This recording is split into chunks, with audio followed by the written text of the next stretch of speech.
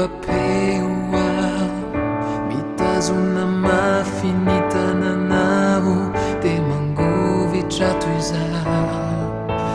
mato ny mangano anono anambarako miato ampoko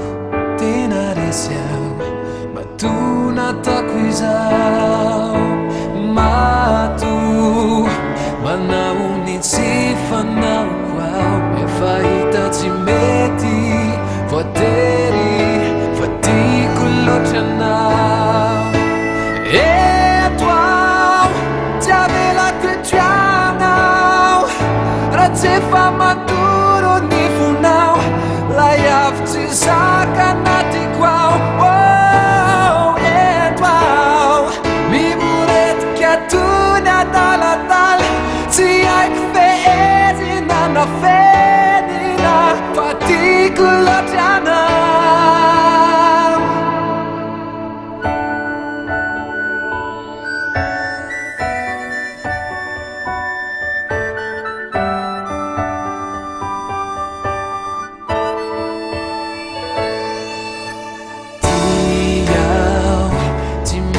Naona fagizay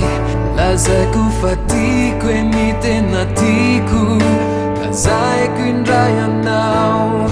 tiao sanatiny anany ananao raha tsy maintsy hoeny izao anio izao de hoe raha ihany zasanao eto aho tsy avelako etianao raha tsy efa ao anatinao lay avy tsy zaka anatiko ao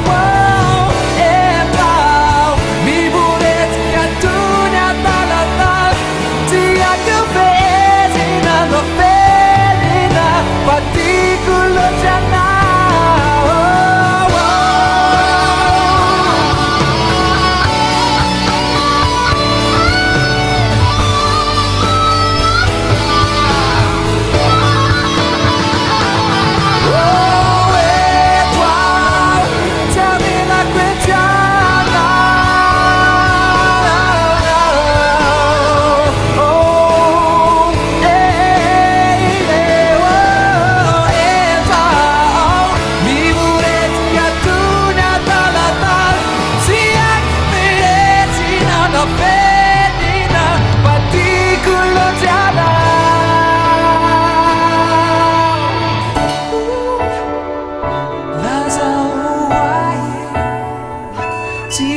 to